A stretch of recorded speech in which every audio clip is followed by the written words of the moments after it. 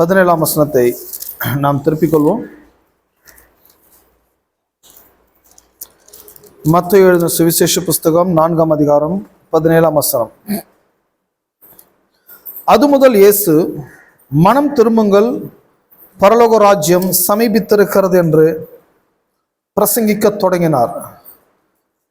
கடந்த பல மாதங்களாக நாம் இந்த பரலோக ராஜ்யத்தை பற்றின கான்செப்ட்ல நாம் இந்த வேதத்தை நாம் கவனித்துக் கொண்டு வருகிறோம். வேத புஸ்தகம் முழுவதும் எதை பற்றியதாக இருக்கிறது என்று சொன்னால், தேவனுடைய ராஜ்யத்தை பற்றியதாகவே இருக்கிறது. தேவனுடைய ராஜ்யம், அவருடைய ஜனங்கள், அதை பற்றியதான் இந்த வேத புஸ்தகமாக இருக்கிறது. இயேசு இந்த உலகத்துல வந்து அவர் முதல்ல ஆரம்பித்த அந்த பிரசங்கம், எப்பவுமே இந்த முதல் பிரசங்கம் ரொம்ப முக்கியமான பிரசங்கமா இருக்கும். எத்தனை நம்புறீங்க? ஏன்னா அவங்க ஃபர்ஸ்ட் பிரசங்கம் என்ன பண்றாங்கன்றதை வச்சால இனிமே அவங்க என்ன பண்ண போறாங்கன்றத என்ன பண்ணல நம்ம அதுல விளங்கி கொள்ளலாம். இந்த ஃபர்ஸ்ட் பண்ண பிரசங்கம், அதுவும் இது ஒரு பப்ளிக் ஸ்பீச். இது ஏதோ ஒரு கூட்டத்துல போய் பேசல, ஒரு இடத்துல போய் பேசல, பப்ளிக்கா அவர் ஸ்பீச் பண்றாரு. மனம் திரும்புங்கள், பரலோக ராஜ்யம் சமீபித்து இருக்கிறதுன்னு பிரசங்கிக்க தொடங்கினார். அப்ப இயேசு எதை பேச வராரு அப்படின்னா, ராஜ்யத்தை பற்றி பேச வராரு. ராஜ்யத்தை பற்றி பிரசங்கிக்க ஆரம்பிச்சிருக்கிறாரு. அது முதல்னா அப்பதான் ஃபர்ஸ்ட் டைம் அவருடைய பிரசங்கமே ஆரம்பிக்கிற நேரம் அதான். அந்த ஃபர்ஸ்ட் டைம் ஆரம்பிக்கும் போது இந்த ராஜ்யத்தை பற்றி அவர் பேச ஆரம்பிச்சாரு. அதுக்கப்புறம் இந்த பைபிள்ல நடக்கிற சம்பவங்கள், இந்த பைபிள்ல நடக்கிற அற்புதங்கள், இந்த பைபிள்ல சொல்லப்படுகிற ஓமைகள், இந்த பைபிள் அதுக்கப்புறம் போகிற எல்லா கண்டென்ட்ஸ் எல்லாம் நீங்க கவனிச்சிங்க சொன்னா முழுவதுமே அது ஒரு ராஜ்யத்தை பற்றியதாகவே அது இருக்கிறது. இந்த ஃபர்ஸ்ட் இன்ட்ரோ கொடுக்கும் போது, இன்ட்ரோடக்ஷன் சொல்றாங்க அல்லவா, ஒரு கட்டுரை எழுதும் போதோ அல்லது ஒரு புக் எழுதும் போதோ ஃபர்ஸ்ட் ஒரு சம்மரி மாதிரி எழுதுவாங்க, இல்லை ஒரு இன்ட்ரோடக்ஷன் மாதிரி கொடுப்பாங்க. நம்ம என்ன சொல்றோம், முன்னுரை என்று சொல்றோம் அல்லவா. இந்த முன்னுரைனா என்னன்னா, நீங்க 100 பேஜ் எழுத போறதுக்கு ஃபர்ஸ்ட் ஒரு முன்னுரை கொடுப்பாங்க. இந்த முன்னுரை என்ன இருக்குன்னு சொன்னா, அந்த 100 பேஜ்ல என்னெல்லாம் இருக்குதோ எல்லாமே சுருக்கி என்ன வந்துடும் இதுல வந்துடும். இதுல இருக்கிறதா அந்த 100 பேஜ் இருக்க போகுது. அப்ப அந்த ஃபர்ஸ்ட் இந்த இன்ட்ரோடக்ஷன்னா ரொம்ப மஸ்டா கவனிக்கணும். ஏன்னா அந்த இன்ட்ரோடக்ஷன் என்ன சொல்றத வச்சுதான் இனிமே அவர் என்ன சொல்ல போறான்றதை நாம் விளங்கி கொள்ள முடியும். அப்ப முதல்ல அப்போ ஆரம்பிக்கும் போது, அவரோட ஸ்பீச் ஆரம்பிக்கும் போது என்ன சொல்ல வர்றாருன்னா, அது முதல் அப்படின்னா ஃபர்ஸ்ட் டைம் இப்பதான் ஸ்பீச் கொடுக்குறாரு. மனம் திரும்புங்கள், பரலோக ராஜ்யம் சமீபித்து இருக்கிறது என்று பிரசங்கிக்க தொடங்கினார். எல்லாம் தொடங்கினார், அதை தொடங்கிட்டு அப்படியே போயிட்டே இருக்குது அல்லவா. பாருங்க, இவரு என்ன இந்த உலகத்துல ராஜ்யத்தை பற்றி ஏன் பிரசங்கிக்கப்பட வேண்டியதாக இருக்கிறது? ராஜ்யம் சொன்ன கவர்மெண்ட், ஒரு கவர்மெண்ட்டை பற்றி பேச ஆரம்பிக்கிறாரு. இந்த உலகத்திலே மனுஷன் தேவனுடைய கவர்மெண்ட் இழந்து போனான், தேவனுடைய அரசாட்சி இழந்து போனான். ஒரு சமரி மாதிரி நான் சொல்லிடுறேன். நமக்கு எல்லாருக்குமே தெரியும், தேவன் நமது சாயலாகும் நமது ரூபத்தின்படியும் மனுஷனை உண்டாக்குவோமாக. மனுஷனை உண்டாக்கி அவனை ஏதேன் என்ற ஒரு தோட்டத்துல வைத்து, அந்த தோட்டத்துல அவனுக்கு ஒரு சட்டத்தை கொடுக்கிறாரு. நன்மை தீமை விருட்சத்தின் கனி நீ என்ன பண்ண வேண்டாம், புசிக்க வேண்டாம், புசிக்கிற நாளில நீ சாகவே சாவாய். இதுதான் மனுஷனுக்கு கொடுத்த முதல் கட்டளை, முதல் சட்டம் தான். மனிதன் அந்த சட்டத்தை இழந்து போனான், அந்த தேவன் சொன்ன வார்த்தை இழந்து போனான். இதனால என்ன ப்ராப்ளம் உண்டாடுச்சு அப்படின்னா, இந்த உலகத்துல எல்லா வகையான கஷ்டங்கள், எல்லா வகையான மரணங்கள், எல்லா வகையான தீமைகள், எல்லா வகையான பிரச்சனைகள் உலகத்தில் தாண்டவமாட ஆரம்பித்து விட்டது. உலகத்தில் பிரச்சனைகளோடு தான் மனுஷன் வாழ ஆரம்பிக்கிறான், பிரச்சனைகளோடு தான் அவன் தன் லைஃப அவன் நகர்த்த ஆரம்பிக்கிறான். பின்னாட்களில் இந்த நிறைய கவர்மெண்ட் உலகத்தை வர ஆரம்பிச்சது. இந்த மனுஷனோட பிரச்சனை தீர்த்தலாம், உலகத்தை சரி பண்ணிடலான்னு சொல்லி ஏராளமான அரசாங்கங்கள், அரசாட்சிகள், ராஜ்யங்கள், ராஜாக்கள் உலகத்தை ஆள பிறந்திருக்கிறாங்க. நிறைய பேர் உலகத்தை ஆண்டாங்க அல்லவா. ஹிட்லர் மாதிரி ஆட்கள், அசோகர் மாதிரி ஆட்கள், இன்னும் தாவீது மாதிரி ஆட்கள், நிறைய ராஜாக்கள் உலகத்தை ஆளுகை செஞ்சாங்க. சரித்திரப்படி பார்க்கும்போது பாபிலோனிய சாம்ராஜ்யம், கிரேக்க சாம்ராஜ்யம், ரோம சாம்ராஜ்யம், இதெல்லாமே பெரிய பெரிய சாம்ராஜ்யங்கள். இவங்க எல்லாமே உலகத்தை ஆளுகை பண்ணாங்க, ரூலிங் பண்ணாங்க, ராஜ்யம் பாரம் பண்ணாங்க. பட் ப்ராப்ளம் என்னன்னா, இவங்க யாராலையுமே உலகத்தினுடைய பிரச்சனையை தீர்க்க முடியல. மனிதர்களுக்கு ஏற்ற ஒரு அரசாட்சியை, அரசாங்கத்தை அவங்களால கொண்டு வரவே முடியவில்லை. இதனால் என்ன நடந்துச்சுன்னு சொன்னா, எல்லா காலங்களிலும் அரசாட்சி ஃபெயிலியர் ஆயிட்டே போகுது. எல்லா ரூலிங் ஃபெயிலியர், எல்லா கவர்மெண்ட் ஃபெயிலியர். எந்த ராஜ்யமும், எந்த ராஜாவும், எந்த அரசாட்சியும் இந்த உலகத்துல நல்ல ஒரு ரூலிங்க பண்ணினதாக சரித்திரமே கிடையாது. எல்லா ராஜ்யாக்களின் காலங்கள்ல பஞ்சங்கள், யுத்தங்கள், சட்டங்கள், வரி, குழப்பங்கள். எந்த சாம்ராஜ்யம், எந்த ராஜாவினாலையும், எந்த ராஜ்யத்தினாலையும் மக்களுடைய வாழ்க்கையை வளமையாக்க அவங்ககிட்ட எந்த திட்டமும் இல்லை, எந்த பிளானும் கிடையாது. ஆனா பிளான் பண்ணாங்க, அவங்க கூடுமான அளவுக்கு மக்களை சரி பண்ணிடலாம், எல்லாம் சரியாக்கலாம்னு சொல்லி எவ்வளவு முயற்சி பண்ணி பார்த்தாங்க. பட் ப்ராப்ளம் என்னன்னா, எந்த ராஜ்யத்தாலையும் ராஜாவாலையும் உலகத்தின் மனிதனுடைய பிரதான மக்களோட பிரச்சனை தீர்க்கவே முடியவில்லை. ஏன் தீர்க்க முடியல அப்படின்னா, அந்த ராஜாக்கள் என்ன நினைச்சாங்கன்னா, மனிதனுக்கு பணம் தான் பிரச்சனை, அதுக்கான வழியை உண்டாக்கும். இல்ல மனிதனுக்கு வீடு பிரச்சனை, இல்ல மனுஷனுக்கு அறிவு பிரச்சனை, மனிதனுக்கு கல்வி தான் பிரச்சனை, மனிதனுக்கு ஹெல்த் தான் பிரச்சனை சொல்லி ஒவ்வொரு ராஜாவும் ஒவ்வொரு கான்செப்ட்ல அவங்க மனிதனுக்கு ஹெல்ப் பண்ண ஆரம்பிக்கிறாங்க.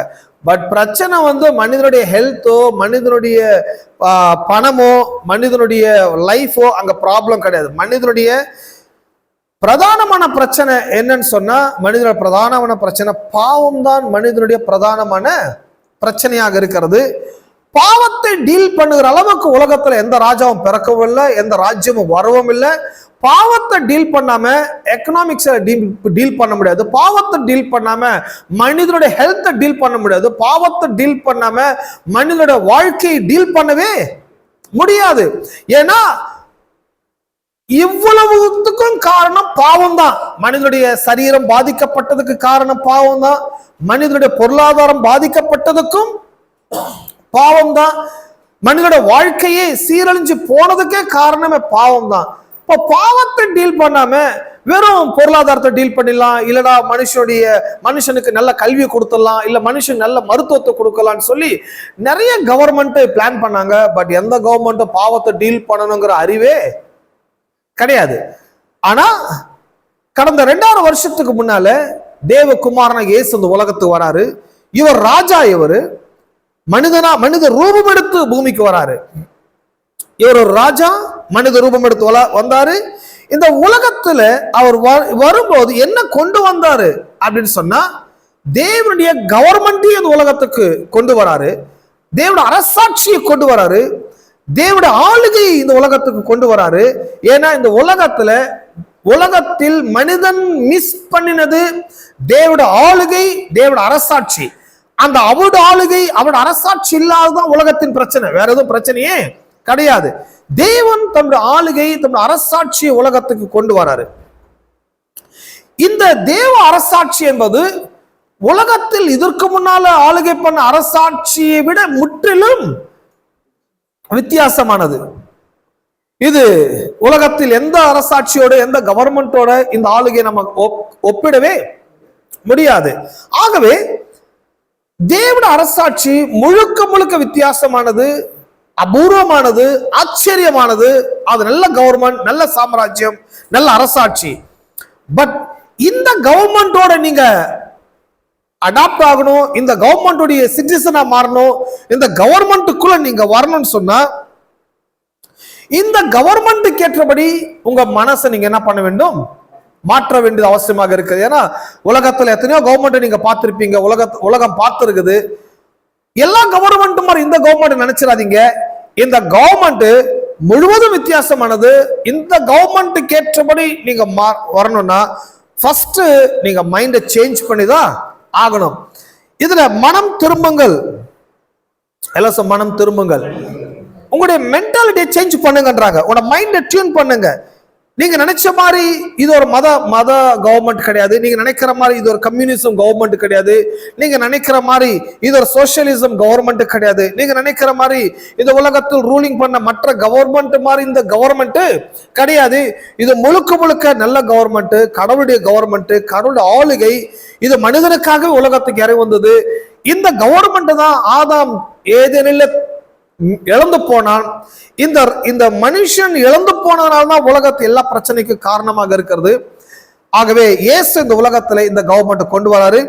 இந்த கவர்மெண்ட்டுக்கு ஏற்றபடி உங்களோட மனதை நீங்கள் மாற்றுங்கள். ஆமென். ஆங்கிலத்தை ரிப்பென்ட் என்று வருது, தமிழ்ல மனம் திரும்புங்கள் என்று சொல்ல வருது. மனம் திரும்புகிறது நல்ல வார்த்தையாக இருக்கிறது. இங்க பிரசங்க தொடங்கினார் அல்லவா? அப்போ இவர் ஆரம்பிக்கும் போது ராஜ்யத்தை ஆரம்பிச்சாரு, ராஜ்யத்தை பற்றி பிரசங்கம் பண்ணார்னா, அப்போ ஹோல் பைபிள் எதை பற்றியதுன்னா ராஜ்யத்தை பற்றியது. முழு வேதம் எதை பற்றியது? ராஜ்யத்தை பற்றியது, ராஜ்யத்தின் குடிமக்களை பற்றியது, ராஜ்யத்தினுடைய ராஜாவினுடைய மனதை பற்றியது, ராஜாவினுடைய சித்தத்தை பற்றியது. இது முழுக்க முழுக்க ஹெவன்லி கவர்மெண்ட் புக்காக இருக்கிறது. ஆமென். இந்த ராஜாவுடைய சட்ட புஸ்தகமாக இது இருக்கிறது. அப்போ இந்த புக் எல்லாரும் கொண்டு வந்திருக்கிறீங்களா? குட். இது இன்னைக்கு என்ன கவனிக்க போறோம்? இன்னைக்கு எப்படி சொன்னா,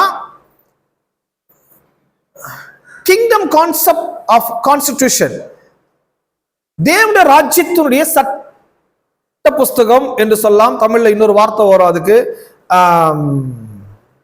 போன வாரம் ஒருத்தர் சொன்னார் எனக்கு இந்த வார்த்தை, அரசியல் அமைப்பு சட்ட புஸ்தகம். அரசியல் அமைப்பு சட்ட புஸ்தகம். இந்த கான்ஸ்டிடியூஷன் சொல்றது அரசியல் அமைப்பு. ஒரு அரசாட்சியை எப்படி அமைக்கணும், ஒரு நாட்டை எப்படி நிர்வகிக்கணும், ஒரு நாட்டினுடைய குடிமக்கள்கள் எப்படி இருக்கணும், அந்த குடிமக்கள் எப்படி வாழணும் அப்படின்றதுக்கான அரசியல் அமைப்புன்னு சொல்றத கான்ஸ்டிடியூஷன் என்று சொல்லுவாங்க. ஓகே. இப்போ நாம என்ன படிக்க போறோம்னு சொன்னா, தேவனுடைய ராஜ்யத்தினுடைய அரசியல் அமைப்பின் சாசனம். தேவ ராஜ்யத்தினுடைய அரசியல் அமைப்பின் சாசனம். சாசனம்னா டாக்குமெண்ட். அப்போ தேவ ராஜ்யத்தினுடைய அரசியல் அமைப்பு சாசனம், அந்த சாசனத்தை பற்றி நீ படிக்க போறோம், அல்லது அந்த டாக்குமெண்ட் பற்றி படிக்க போறோம். தேவனுடைய அரசாட்சியுடைய அரசியல் அமைப்பை பற்றி படிக்க போகிறோம். எல்லாம் தேவ அரசாட்சியினுடைய அரசியல் அமைப்பு, ஒரு அரசாட்சி எப்படி அமைக்கணும்ன்றது அந்த அரசியல் அமைப்பு சொல்லுகிறது. குட்.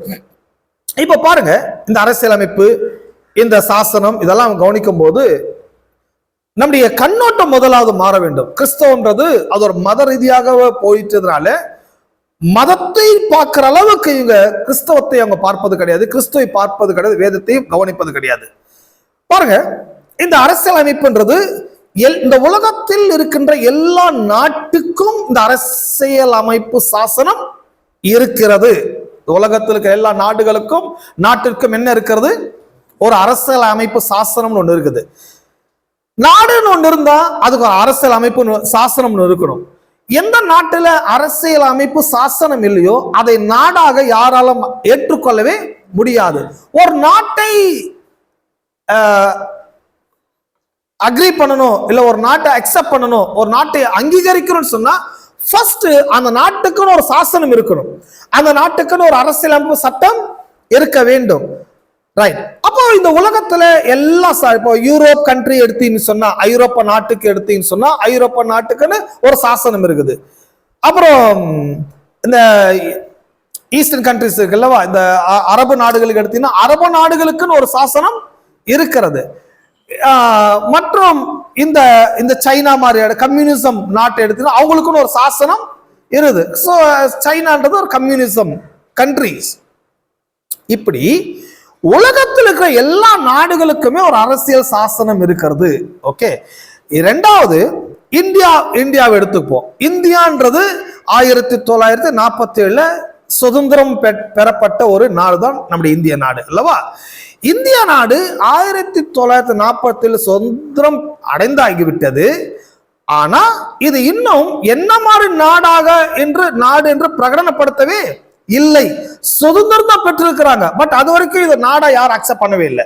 ஸோ அவங்க இண்டிபெண்ட் ஆயிடுச்சு, பட் என்ன நாடுன்றது அவங்க இன்னும் டெலிவரி பண்ணணும், இல்லை ப்ரொடியூஸ் பண்ணணும், அந்த நாட்டுடைய கடமை. இது என்ன பண்ணாங்க அப்படின்னா, ஒரு சில நாட்களுக்கு பிறகு ஜனவரி 26 இன்றைக்கு நம்ம எல்லாரும் என்ன பண்றோம், இந்த குடியரசு ஒரு நாளை கொண்டாடுறாங்க இந்தியாவில் இல்ல. இந்த குடியரசு நாள்னா என்னன்னா, அன்றைக்கு தான் இந்த ஜனவரி 26 தான் இந்த இந்திய நாடு ஒரு டெமோக்ரஸி நாடாக பிரகடனப்படுத்த ஆரம்பிக்கிறாங்க, அல்லது அவங்க ப்ரொடியூஸ் பண்ண ஆரம்பிக்கிறாங்க. இந்தியாவுக்குன்னு சில சட்டங்கள் இயக்கப்படுகிறது, இந்தியாவுக்குன்னு சில அரசியல் சாசன அமைப்பு ஏற்றப்படுகிறது. இதெல்லாம் ஏற்றப்பட்ட பிறகு இந்த இந்தியாவில் இண்டிபெண்டன்ட் ஆனவர்கள் இவங்களால் எலெக்ட் பண்ணப்பட்டு தேர்ந்தெடுக்கப்பட்ட ஒரு சுப்ரீம் லீடர் ஆல இந்த சாசனத்தை அவங்க டிக்ளேர் பண்றாங்க. எங்க நாடு இது ஒரு டெமோக்ரஸி நாடு. டெமோக்ரஸினா இது ஒரு ஜனநாயக நாடாக நாங்கள் பிரகடனப்படுத்துறோம். ஏன் இதை டெமோக்ரஸி நாடு அல்லது ஜனநாயக நாடா பிரகடனப்படுத்துறோம் அப்படின்னு பாத்தீங்கன்னா, அந்தந்த நாட்டினுடைய உரிமை, அந்தந்த நாடு எந்தெந்த மாதிரியான அரசியல் அமைப்பின்படி எங்கன்னு நினைக்கிறாங்களோ அந்தந்த நாடு அவங்கவுங்களுக்கு ஏற்றபடி அவங்க என்ன செய்யலாம், அவங்க மாற்றிக்கொள்ளலாம். அதுக்கான உரிமை அந்த நாட்டுக்கு இருக்குது. அப்ப இந்த நாடு இது அவங்க இந்த நாடு வந்து இது ஒரு கம்யூனிசம் நாடு கிடையாது. எங்களுடைய அரசியல் அமைப்பு சாசனத்துல நாங்கள் கம்யூனிசம் சித்தாந்தங்களை நாங்கள் எழுதல. ரெண்டாவது, இது சோசியலிசம் நாடும் கிடையாது. மூணாவது, இது ஒரு மத நாடும் மத ரீதியான நாடும் கிடையாது. பிறகு இது ஒரு தீவிரவாத நாடும் கிடையாது. அப்ப இந்தியா என்ன மாதிரி நாடு அப்படின்னா, இது ஒரு டெமோக்ரஸி நாடு, இது ஒரு ஜனநாயக நாடு. இந்த ஜனநாயக நாட்டில் எல்லாருக்கும் சம உரிமைகள் இருக்கிறது, எல்லாரும் சட்டத்துக்கு முன்பாக சமமாக இருக்கிறார்கள். இந்த நாட்டில் வந்து எல்லாத்துக்குமே நாங்கள் சட்டத்தை வகுத்து வைத்திருக்கிறோம். கிரிமினலுக்கு லா இருக்குது, சிவில் லா இருக்குது. இந்த லாஸ் படி எங்க நாடு இனி எங்க போகிறது, ஃபங்க்ஷன் ஆக போகிறது. எங்க நாடு ஒரு ஜனநாயக நாடு என்று சொல்லி இந்திய அரசியலமைப்பு சட்டத்தின்படி அவங்க என்ன பண்ணாங்க, பிரகடனப்படுத்தி நாட்டை அன்றைக்கு தான் ரெகக்னைஸ் பண்ணப்பட்டது. விளங்குதா? இந்த நாட்டுக்கு ஏன் இந்த அரசியலமைப்பு சாசனம் தேவை? சுதந்திரம் வாங்கினா போதாதா அப்படின்னா போதாது. அரசியல் அமைப்பு சாசனம் ஏன் நாட்டுக்கு தேவை? யாருக்கு அந்த சாசனம் தேவைன்னா, அந்த சாசனம் குடிமக்களுக்கு தேவை. அந்த அரசியலமைப்பு சாசனம் யாருக்கு தேவை? குடிமக்களுக்கு தேவை, சிட்டிசனுக்கு தேவை. ஏன் சிட்டிசனுக்கு தேவை? இனிமே அந்த நாட்டை நம்பி அந்த சிட்டிசன் வாழ போறான், அந்த நாட்டுல குடிமகனா இருப்பதில் பெருமை கொள்ள போகிறான். இனிமே அந்த நாட்டுல விவசாயம் பண்ண போறான், வியாபாரம் பண்ண போறான், வேலை பார்க்க போறான். இனிமே அந்த நாட்டுல வீட்டை வாங்க போறான், நிலம் வாங்க போறான், கல்யாணம் பண்ண போறான். இனிமே அந்த நாட்டுல படிக்க போறான். அப்ப இதுக்கு எல்லாத்துக்கும் ஒரு பாதுகாப்பு வேணும். அவன் வியாபாரத்துக்கு ஒரு பாதுகாப்பு வேணும், இல்ல அவனுடைய நிலங்களுக்கு, சொத்துக்களுக்கு ஒரு பாதுகாப்பு வேணும், அவனுடைய உயிருக்கு ஒரு பாதுகாப்பு வேணும், அவனுடைய வாழ்க்கைக்கு ஒரு பாதுகாப்பு வேணும். இந்த பாதுகாப்பு எல்லாம் எதுல இருக்குதுன்னா அந்த சாசனத்துல. ஹலோ, இந்த கோயிலுக்கு வந்தா யூனிவர்சிட்டிக்கு வந்த மாதிரி தான். ஏமேன். எங்க வைஃப் சொல்லுவாங்க, உன் லெசனை கேட்டா 100 புக்கு படிச்ச மாதிரின்னுவாங்க. அது உண்மைதான். நீங்க 10 புக்கு படிக்க வேண்டியதில்லை, கரெக்டா பிரீச்சிங் கேட்டால போதும், ஒரு 10 புக்கு படிச்சு முடிச்சல நீங்க. குட். அப்போ சாசனம் எதுக்குன்னா சிட்டிசனுக்கு. சாசனம் எதுக்கு? குடிமக்களுக்கு. ஏன் அந்த சாசனம் குடிமக்களுக்கு முக்கியம்? அந்த சாசனத்துல அவங்களுக்கு சேஃப்டி அண்ட் செக்யூரிட்டி, பாதுகாப்பு, உத்தரவாதம் அவங்களுக்கு அருளப்படுகிறது. விளங்குதா? அப்போ நாட்டுக்கு ஒரு சாசனம் அவசியம். அந்த சாசனம் தான் சட்டமாக மாற ஆரம்பிக்கிறது. அந்த கான்ஸ்டிடியூஷன் தான் என்னவா மாறுது? லாவா மாறுது. லா கான்ஸ்டிடியூஷனை பிறப்பிக்கல, கான்ஸ்டிடியூஷன் தான் லாவா மாற ஆரம்பிக்குது. சாசனத்தை மீறுவது பாவம், தப்பு, அஃபென்ஸ் ஆக அங்க எழுதி வச்சிட்டாங்க. இதுல இருக்க சாசனம் ஒண்ணு கூட யாரும் மீறவே கூடாது. ஆகதான் சட்டத்துக்கு பயப்பட ஆரம்பிக்கிறாங்க. பெரிய பெரிய ஜட்ஜு முதற்கொண்டு பெரிய பெரிய ஆட்கள் கூட எதுக்கு பயப்படுறான்னு இல்லையோ, கடைசி எதுக்கு பயப்பட ஆரம்பிக்கிறான்? சட்டத்துக்கு பயப்பட ஆரம்பிக்கிறான். சும்மா வீட்டுல ரெய்டு போனாலே சூசைட் பண்ணி செத்து போயிடுறாங்க. அவனுக்கு தெரியும் ரெய்டு வந்தா சாசனம் என்ன சொல்லுதுன்னு அவன் நல்லாவே தெரியும். இதுக்கப்புறம் நம்ம வாழ்றதே கஷ்டம், பயம். அப்ப சட்டத்துக்கு எவ்வளவு பயப்படுறாங்க பாருங்க. ஒரு சட்டம் ஒரு அஃபென்ஸ் பண்ணாங்கன்னா அந்த அஃபென்ஸ்ல இருந்து நம்ம அந்த சட்டத்துக்கு தெரிஞ்சு போச்சுன்னா தப்பிக்க முடியான்னு தெரியுது. சட்டத்துக்கு பயந்து தற்கொலை பண்ணவங்க நிறைய பேர், சட்டத்துக்கு பயந்து ஒளிந்து கொண்டவர்கள் நிறைய பேர். அப்ப சட்டம் எவ்வளவு எஃபெக்டிவானது பாருங்க. சட்டம் இருக்கிறது மக்களுக்கு ஒரு பாதுகாப்புன்னு ஒண்ணு இருக்குது. ஹலோ, எல்லாத்துக்குமே பாதுகாப்பு, உயிர் வாழ்றதுக்கு, உயிருக்கு பாதுகாப்பு, உத்தரவாதம், உங்க சொத்துக்கு, பிறகு உங்களோட வாழ்க்கைக்கு, பிறகு லேபர்ஸ்க்கு, வேலை செய்யறாங்க லேபர்ஸ்க்குன்னு சில சட்டங்கள் இருக்குது. ஏன்னா நம்பி இந்த நாட்டில் வேலை செய்யலாமா செய்யக்கூடாதா அப்படின்னா கண்டிப்பா வேலை செய்யலாம். ஏன்னா வேலையாட்களுக்குன்னு சில சட்டங்கள் இயக்கி இருக்கிறாங்க. அவங்களுக்கு இவ்வளோன்னு சேலரி கொடுக்கணும், அவங்களை இப்படி கண்ணியமா நடத்தணும், அவங்களுக்கு இதெல்லாம் வழங்கணுன்றது சில சாசனம் இருக்குது.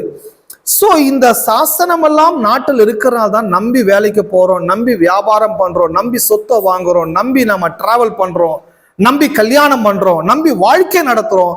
இதெல்லாம் நம்பி செய்யறோம்னா எதை வச்சு நம்பி செய்யறோம்னா சாசனத்தை நம்பி தான் நம்ம வாழ ஆரம்பிக்கிறோம். எத்தனை பேர் சாசனத்தை நம்பி வாழ்கிறீர்கள்? குட். அப்போ சாசனம் யாருக்கு அப்படின்னா குடிமக்களுக்கு. எல்லாரும் சாசனம் குடிமக்களுக்கு. அந்த கான்ஸ்டிடியூஷன் வந்து சிட்டிசனுக்கு, குடிமக்களுக்கு. அப்போ சில நாடுகள் நாங்க எங்க நாட்டை ரிலிஜியன் கண்ட்ரியை நாங்க டிக்ளேர் பண்றோம் அப்படின்னு சில நாடு நாங்க கம்யூனிசம் கண்ட்ரியை டிக்ளேர் பண்றோம். கம்யூனிசம் சித்தாந்தத்துக்குன்னு சில சட்டத்தை ஏற்கிறாங்க. ரிலிஜியன் நாடு சில ரிலிஜியன் ரீதியா சட்டத்தை ஏற்கிறாங்க. சோசியலிசம் நாடு அவங்களுக்கு ஏற்ற மாதிரி சட்டத்தை ஏற்கிறாங்க. டெமோக்ரஸி நாடுன்னும் போது அவங்களுக்கு ஏற்ற மாதிரி சில சட்டத்தை ஏற்கிறாங்க. அப்போ நாம வாழுகிற இந்திய நாடு டெமோக்ரஸி நாடு. ஓகே, இது ஒரு ஜனநாயக நாட்டில் வாழ்றோம். ஜனநாயக நாட்டில் வாழ்ற நமக்கு நல்ல நல்ல சட்டங்கள் இயக்கி வச்சிருக்கிறாங்க. இந்த சட்டத்தின்படியெல்லாம் நமக்கு பாதுகாப்பு தருகிறது, நம்முடைய உயிருக்கு உத்தரவாதம் தருகிறது, நம்முடைய வியாபாரத்துக்கு ஒரு உத்தரவாதம் தருது. நம்பி வியாபாரத்தை ஆரம்பிக்கலாம், எங்க வேணா நீங்க வியாபாரம் செய்யலாம். இதெல்லாம் உங்களுக்குன்னு சில சட்டங்கள் இயக்கப்பட்டிருக்குது. இதெல்லாம் ஏன் படிக்கிறோம்னு சொன்னா இந்த கான்செப்ட்ல தான் வேத புஸ்தகமும் தேவனுடைய ராஜ்யத்திலிருந்து நமக்கு ஒரு சாசனமா எழுதி கொடுக்கப்பட்ட புஸ்தகமாக இருக்கிறது. அதைத்தான் நம்ம பைபிள் என்று நாம சொல்லுகிறோம். பைபிள் என்ன? இது தேவ ராஜ்யத்தினுடைய அரசியல் சாசனமா இருக்கு, அரசியல் அமைப்பு சாசனமாக இருக்கிறது. வேத புஸ்தகம் என்ன? இது ஒரு அரசியல் அமைப்பு சாசன புஸ்தகம். இது ஒரு தேவ ராஜ்யத்தினுடைய அரசியல் அமைப்பின் கோட்பாட்டின் புஸ்தகம். அப்போ அரசியல் அமைப்புன்னும் போது அதுல என்னென்ன வருதுன்னா some terms and conditions, சில terms and conditions கொடுப்பாங்க. அப்ப இந்த பைபிள் நமக்கு சில terms and conditions நமக்கு கொடுக்கிறது. இந்த terms and conditions மீறும் பொழுது சில தண்டனைகளை நாம் என்ன செய்ய வேண்டியதாக இருக்கிறது, அனுபவிக்கப்பட வேண்டியதாக இருக்கிறது. ஓகே, சரி. அடுத்தது என்ன பார்க்கிறோம் அப்படின்னு சொன்னா இந்த சாசனம் வந்து ரொம்ப முக்கியன்றதை நான் பார்த்துட்டோம். இது வந்து யாருக்கு கொடுக்கப்பட்டுள்ளதுன்னு நான் பார்த்தோம். இது யாருக்கு கொடுக்கப்பட்டுள்ளது? குடிமக்களுக்கு. எல்லாம் குடிமக்களுக்கு. இந்திய நாட்டினுடைய நாம் எல்லாரும் யாரா இருக்கிறோம்? இந்திய நாட்டு குடிமக்களா இருக்கிறோம். தேவராஜ்யத்தில் நாம் யாரா இருக்கிறோம்? குட். தேவராஜ்யத்தில் யாரா இருக்கிறோம்? தேவராஜ்யத்தின் குடிமக்களா இருக்கிறோம். நம்ம எல்லாம் அனைவரும் கிங்டம் சிட்டிசன்ஸா இருக்கிறோம். சில சொல்றாங்க இல்லையா விசுவாசியா இருக்கிறோம். விசுவாசினா என்ன? நம்புகிறவர்கள். எதை நம்புகிறவர்கள்? தேவராஜ்யத்தின் அரசியல் அமைப்பு சாசனத்தை அனைத்து நம்புகிறவர்கள். நான் விசுவாசிக்கிறேன். அது என்னுடைய அல்டிமேட் அல்ல. அதை விட அல்டிமேட் என்ன? நான் ஒரு சிட்டிசனா இருக்கிறேன், தேவராஜ்யத்தினுடைய சிட்டிசனா இருக்கிறேன். சிட்டிசனா இருக்கிற நான் அந்த ராஜ்யத்தோட அரசியல் அமைப்பை நான் விசுவாசிக்கிறேன். ஹலோ, கிறிஸ்தவர்கள் ஒரு போர்ஷன் விட்டுட்டாங்க, ஒரு போர்ஷனோட கட்டியா பிடிச்சிருக்கிறாங்க. நான் விசுவாசியா? நான் இந்த கோயில் விசுவாசியா? அவர் அங்க விசுவாசி, இங்க விசுவாசி. சார் விசுவாசி அவ்வளவுதான் லைஃப். இது அதுக்கப்புறம் ராஜ்யத்தினுடைய குடிமக்கள் இதெல்லாம் உங்களுக்கு தெரியவே தெரியாது. வெறும் விசுவாசின்ற நிலையில் இருக்கிறாங்க. விசுவாசினா என்ன? நம்புகிறவர்கள் அல்லது ஏற்றுக்கொள்ளுகிறவர்கள். அதுக்கு பார்த்தா விசுவாசி. எதை நம்புகிறேன்? தேவராஜ்யத்தின் குடிமகனாய் இருந்து தேவராஜ்யத்தினுடைய அரசியல் அமைப்பின் சாசன அனைத்தையும் நான் நம்புகிறேன். இதுதான் கரெக்ட். தேவ ராஜ்யத்தின் குடிமக்கள் இருக்கிறீங்களா? நாம் அனைவரும் யாரா இருக்கும்? ராஜ்யத்தினுடைய எலச குடிமக்கள். அப்ப குடிமக்களா இருக்கிற நமக்கு ராஜ்யம், நமக்கு சில சாசனம் எழுதி கொடுக்கப்பட்டுள்ளது. தேவராஜ்யம் எழுதி கொடுக்கப்பட்டுள்ள அந்த சாசன வார்த்தைகளை நான் நம்புகிறேன், நான் விசுவாசிக்கிறேன். ஆகவேதான் ஒவ்வொரு கோர்ட்டிலையும் அவங்க சாசனத்தை கொண்டு வராங்க. நான் சொல்லுவதெல்லாம் உண்மைன்றாங்க. கோர்ட்ல மட்டும் கிடையாதுங்க, பார்லிமெண்ட்லயும் அதுதான். ஒரு பிரைம் மினிஸ்டர் பதவி ஏற்றாருன்னா அவரு கூட அந்த அரசியலமைப்பு சாசனத்தை அவர் என்ன பண்ண வேண்டியதாக இருக்குது, அவங்க ரெஸ்பெக்ட் பண்றாங்க. அதை அவங்க ஒரு ஒரு ஒரு காப்பி எடுத்து காமிக்கிறாங்க. அப்போ இந்த தேவராஜ்யத்தினுடைய குடிமக்களா இருக்கிற நமக்கு சாசனம் எழுதப்பட்டு கொடுக்கப்பட்டுள்ளது. அப்ப சர்ச்ன்றது என்ன, திருச்சபை என்பது என்ன? இது ஏதோ மதவாதிகளால் ஏற்படுத்தப்பட்ட ஒரு இடமாகவோ அல்லது ஒரு கூடுகையாகவோ, நம்ம எல்லாம் மதத்தை அனுசரிப்பதற்காக ஒரு இடத்துக்கு கூடி மத ரீதியாக நாம அணுகுமுறை நடத்துவதற்காக வரவில்லை. சர்ச்னா என்ன? அங்க தேவனுடைய ராஜ்யத்தோட குடிமக்கள் எல்லாரும் அங்க கேதர் ஆகிறாங்க. தேவ ராஜ்யத்தோட அரசியலமைப்பு சாசனத்தை அங்க ஒருத்தர் எழுந்து அதை படிக்கிறாரு. அந்த சாசனம் என்ன சொல்லுதுன்றது அந்த குடிமக்களுக்கு அவர் விவரித்து காண்பிக்கிறார். அந்த குடிமக்கள் என்ன பண்றாங்க? தேவராஜ்யத்துடைய கவர்மெண்டோட அந்த ரூல்ஸ் என்ன, டேர்ம்ஸ் என்ன, கண்டிஷன்ஸ் என்ன, ப்ராமிசஸ் என்ன, வாக்குத்தத்தங்கள் என்ன, ஆசீர்வாதங்கள் என்ன, இதெல்லாம் அந்த திருச்சபையில அந்த குடிமக்கள் என்ன பண்றாங்க? ஒருத்தர் சொல்றாரு, அவங்க கேட்கிறார்கள். ஏன் கேட்கிறான்னா, அந்த அந்த அந்த ராஜ்யத்தினுடைய குடிமகனா நான் வாழணும், ராஜ்யத்தின் ஆசீர்வாதங்களை நான் அனுபவிக்க வேண்டும், அந்த டேர்ம்ஸ் அண்ட் கண்டிஷன்ஸை நான் தெரிந்து கொள்ள வேண்டும். ஆமென். அதுக்குதான் திருச்சபை. திருச்சபைன்றது மாயாஜாலம் பண்ற இடம் கிடையாது. திருச்சபை என்பது சும்மா பாட்டை பாடி டான்ஸ் ஆடி சும்மா எதாச்சும் ஆளுக்கு நீங்க என்ன சொல்றீங்க 10 பேரை கேட்க வச்சு நேரத்தை ஓட்டி காலத்தை ஓட்டி கடைசியில பொங்கல் செய்து சாப்பிட்டு போற இடமும் ஹலோ சில கோயில் அப்படி வச்சிருக்கிறாங்க. கோயில்னா அவங்களுக்கு ஏதாவது ஒரு அட்ராக்ஷன் பண்ணும், ஏதாவது ஒரு எமோஷனல் பண்ணும், ஏதாவது ஒன்று பண்ணணுன்ற மாதிரி. ஸோ சர்ச்ன்றது அந்த கான்ஸ்டிடியூஷனை விவரிக்கிற இடம், சாசனத்தை போதிக்கிற இடம், சாசனத்தை சொல்லிக் கொடுக்கிற இடம். அந்த சாசனத்தோட ரூல்ஸ் என்ன, அந்த பிரின்சிபல்ஸ் என்ன, லாஸ் என்ன, அந்த சாசனத்தில் எழுதப்பட்டுள்ள வார்த்தைகள் என்ன, ராஜாவுடைய உள்ளம் எப்படிப்பட்டது, ராஜாவுடைய மனம் எப்படிப்பட்டது, இந்த சாஸ்திரம் நமக்கு எப்படிப்பட்ட பெனிஃபிட்ஸ் கொண்டு வரும், இது எல்லாம் அந்த ஜனங்களுக்கு, அந்த குடிமக்களுக்கு, ராஜ்யத்தின் குடிமக்களுக்கு திரும்ப திரும்ப சொல்லிக் கொடுக்கும் போது இதுக்கு எல்லா பேஜஸ் நம்ம கவர் பண்ணி அறிவிக்கப்படும் போது அந்த நாட்டின் நல்ல குடிமக்களாக அவர்கள் மாற ஆரம்பிப்பார்கள். ஆமென். அறிவு ஏற்படுத்தணும். பட் எப்படி பண்ணிட்டாங்க? கோயில் சொன்னா ஏதோ மாந்திரிகத்தை எடுக்கிற இடமா ஆக்கி வச்சிட்டாங்க. கோயில் சொன்னா அங்க ஏதோ பேய் ஓட்டுற இடமா காண்பிக்க ஆரம்பிக்கிறாங்க. கோயில் மாயாஜாலம் பண்ற இடமோ, மாந்திரிக மந்திரம் தந்திரம் பண்ற இடமோ, கோயில்ன்றது ஏதோ ஒரு நேரத்தை கழிக்கிற இடமோ கிடையாது.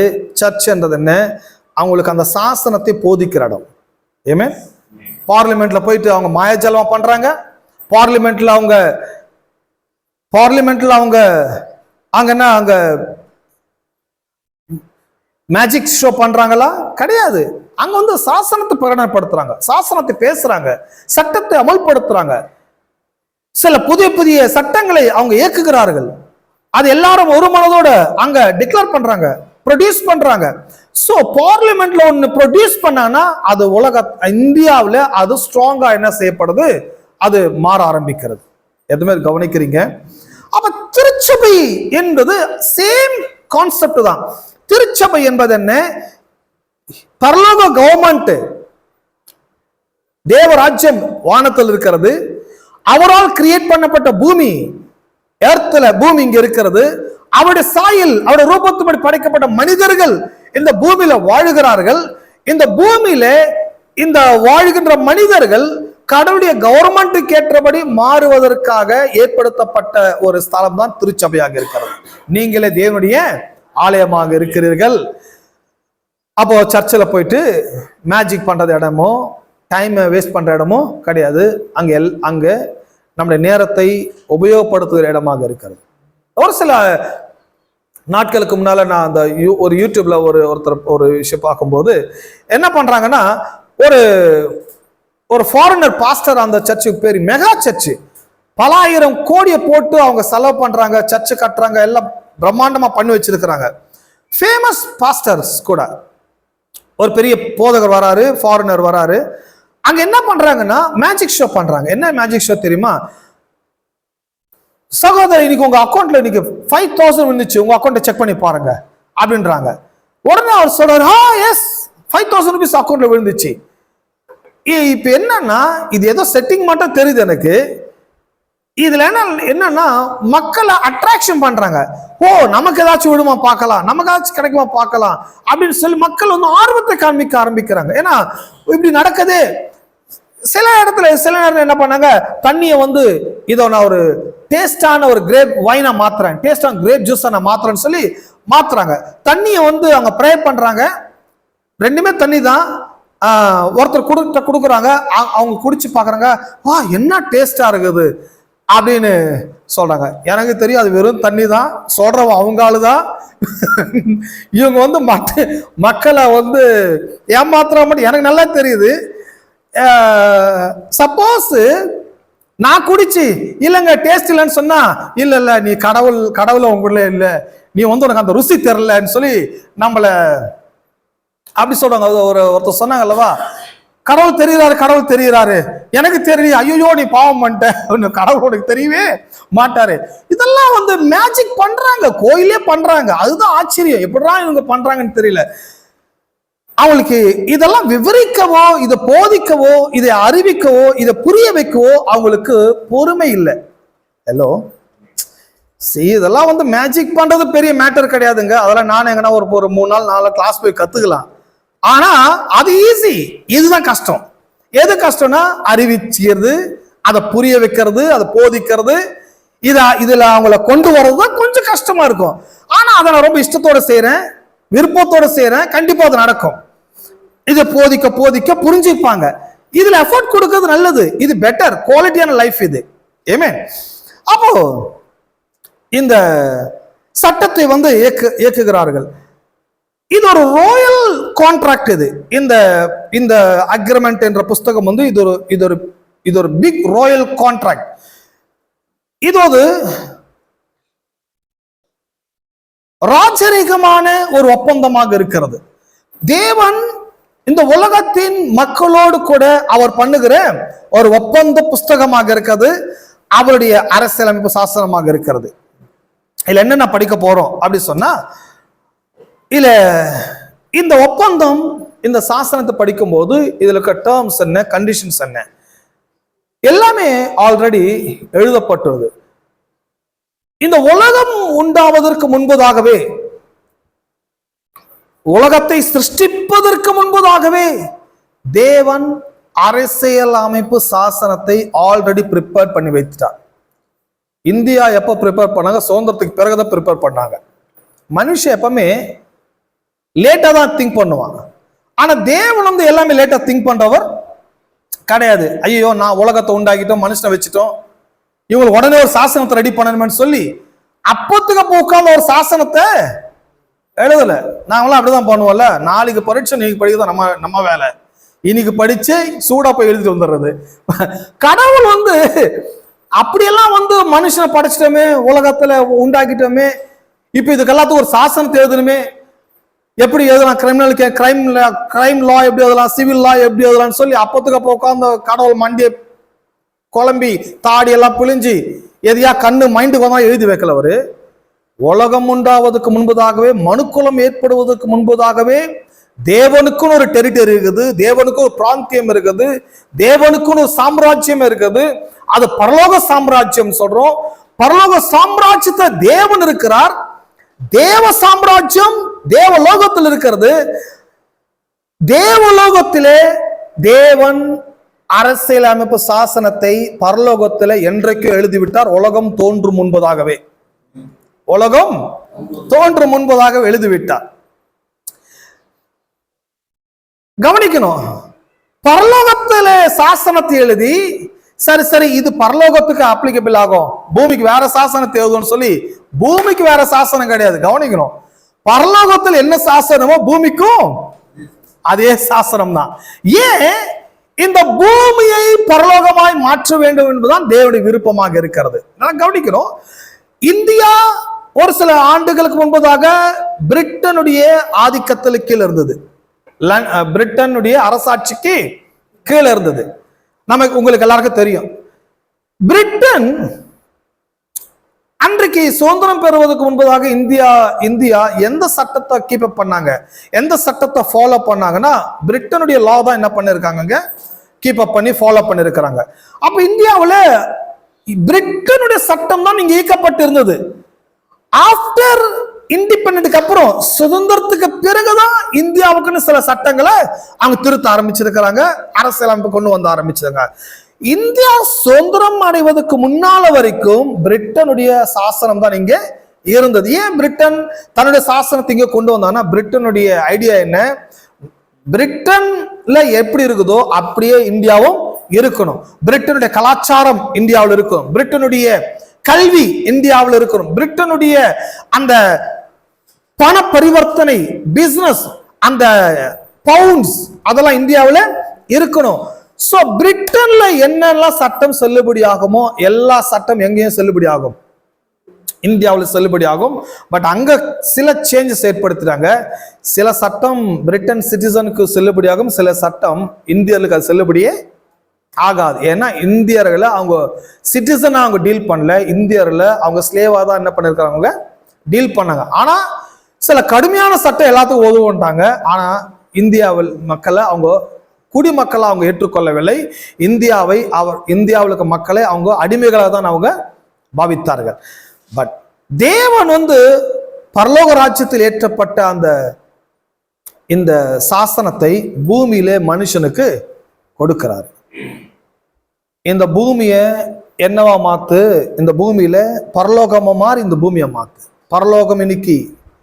பரலோகம் இன்னைக்கு செல்வ செழிப்பா இருக்குது. பரலோகத்துல ஒரு குறைவு கிடையாது, பரலோகத்துல மரணமே கிடையாது, பரலோகத்துல கல்லறை கிடையாது, மெயினா பரலோகத்துல வைரஸ் கிடையாது, பரலோகத்துல குழப்பங்கள் இல்லை, பரலோகத்துல அந்த பொருளாதார ஏற்ற தாழ்வுகளும் அங்க கிடையாது. பரலோகத்துல எல்லாமே ஃபுல்ஃபில்லா இருக்குது, நிறைவா இருக்குது, தாராளமா இருக்குது, ஏராளமா இருக்குது. ஏன்னா பரலோக ராஜ்யத்தினுடைய சாசனத்தை அவங்க மெயின்டைன் பண்றாங்க. ஹலோ, யாரும் சாசனத்தை மீறுவதே கிடையாது. பூமியில இந்த சாசனத்தை கொடுக்கிறாரு, மனுஷன் இந்த சாசனத்தை கீப் அப் பண்ணி இந்த பூமியை சொர்க்கமா மாற்ற வேண்டும் என்பதுதான் தேவனுடைய எண்ணமாக இருக்கிறது. ஆனா உலகத்துல இருக்கிற மனிதர்களுடைய எண்ணங்கள்லாம் மதங்கள் எப்படி மாத்தி வச்சுட்டாங்கன்னு சொன்னா, இந்த பூமியே பொல்லாத பூமின்னு ஆக்கி வச்சுட்டாங்க. இந்த பூமி பாவப்பட்ட உலகம் சொல்லி வச்சுட்டாங்க. இந்த பூமியில வாழ்ற ஒவ்வொரு மனிதனுடைய எண்ணங்களை எதை நோக்கி நேரா திருப்பிட்டாங்கன்னு சொன்னா, சொர்க்கத்துக்கு நேராக மனசு என்ன பண்ணிட்டாங்க, திருப்பிட்டாங்க. ஒவ்வொரு மனுஷனும் எதுக்காக வாழ்றான்னா, எப்படியாச்சும் சொர்க்கத்தை அடையணும்யா, எப்படியாச்சும் சொர்க்கத்தை அடையணும், பரலோகத்தை அடையணும். மனிதனுடைய எண்ணம் எல்லாம் எதுவா மாறிச்சுன்னு சொன்னா, சொர்க்கம் சொர்க்கம் சொர்க்கம் சொர்க்கம், பரலோகம் பரலோகம் பரலோகம். இது கிறிஸ்தவர்களும் அப்படிதான் இருக்கிறாங்க, உலகத்துக்கு எல்லாம் மற்ற மதங்களும் அப்படிதான் இருக்கிறாங்க. ஆகவேதான் நான் மற்ற மதங்களை வேற மாதிரி கிறிஸ்தவங்களை வேற மாதிரி பார்ப்பதில்லை, நான் எல்லாரையும் ஒன்னாதான் பார்க்கிறேன். கிறிஸ்தவர்களும் இவர்களும் ஒரு வகையான மதவாதிகள் தான். ஏன்னா இவங்க மைண்ட் செட்டுக்கும் அவங்க மைண்ட் செட்டுக்கும் பெருசான டிஃபரெண்ட் எல்லாம் ஒன்றும் கிடையாது. ஆசிரியஸ் எல்லாருமே ஒரே குட்டியில ஓடுன பிரஜைகள் தான், எல்லாருமே மதவாதிகள் தான். ஏன்னா கிறிஸ்துவனுடைய மென்டாலிட்டி கூட பாத்தீங்கன்னா, இவனும் சொர்க்கம் சொர்க்கம் பரலோகம் பரலோகம் இவன் அடிச்சுக்கிறான், அவனும் சொர்க்கம் சொர்க்கம் அவனும் அடிச்சுக்கிறான். இந்த சொர்க்கத்தின் மென்டாலிட்டி பரலோக மென்டாலிட்டி ஏற்படுத்தினதே மதங்கள் தான். ஹலோ, சங்கீதம் சொல்லுகிறது, தேவன் வானத்தில் இருக்கிறார், மனுப்புத்திருக்கோ பூமியை கொடுத்திருக்கிறார். மனுஷன் வாழ்ற இடம் எதுன்னா பூமி தான் அவனுக்கு சொந்தம். பூமியில தான் அவன் வாழ வேண்டும். பூமியில தான் அவனுக்கு வேண்டிய எல்லா ரிசோர்சஸ் பூமியில வச்சுட்டாரு. இவ்வளவு பெரிய பூமியில எல்லா ரிசோர்சஸ் வச்சுட்டு இங்க வாழ்ந்துறத மேலவான்னு சொல்லுவார் அவரு. ஹலோ, எல்லாமே கொடுத்துட்டு இங்க இருப்பானா இவன் அங்க வரேன்றான். இவன் பாட்டு, பேச்சு, மூச்சு, எண்ணம், கனவு எல்லாம் சொர்க்கம் சொர்க்கம் சொர்க்கம். பரலோகம் தான் பேச்சு மூச்சு. பரலோகத்தை எப்போ நான் காண்பேன்? ஒரு சொன்னல உங்களுக்கு, பரலோகம் போதும் பெரிய கஷ்டம் இல்லை. நான் சொன்னல, பல்லாவரத்துக்கு போனோம்னா பல்லாவரம் பஸ்ல போகணும். பரலோகம் போனோம்னா பல்லாவரத்துக்கு போற பஸ் ஓ மேல போனோம். பரலோகம் போறதுல பெரிய மேட்டர்லாம் ஒண்ணு கிடையாதுங்க. பஸ் கீழே படுத்தா பரலோகத்தை கொண்டு போய் விட்டுருவோம் அவனே. இதுதான் பரலோகம் அடிச்சுக்கிறாங்க ஜனங்க. தேவன் மனுஷனை பரலோகத்துக்காக உண்டாக்கவில்லை, மனிதனை பூமியில வாழும்படியாக இந்த பூமியில எல்லா வகையான ரிசோர்சஸ கொடுத்து இந்த பூமியில வெற்றிகரமா வாழு அப்படின்னு கொடுத்தாரு. இந்த பூமியில வெற்றிகரமான வாழ்க்கை வாழ்வதற்கு சில டேர்ம்ஸ் அண்ட் கண்டிஷன்ஸ் அவர் கொடுக்கிறார், அவ்வளவுதான். சில நிபந்தனைகள் அவருக்கு கொடுக்கறாங்க, சில விதிகள், நிபந்தனைகள், விதிகளை கொடுக்கறாங்க. இந்த நிபந்தனைகளும் விதிகளும் நீ கீப் அப் பண்ணு. இந்த நிபந்தனை விதிகளை நீ கீப் அப் பண்ண மறுப்பாயானால் பிறகு இந்த பூமியில வெற்றிகரமான வாழ்க்கை வாழ்ந்துட முடியாது. அப்போ அரசியலமைப்பு என்ன சொல்லுதோ அதை கீப் அப் பண்ணி ஆகணும்.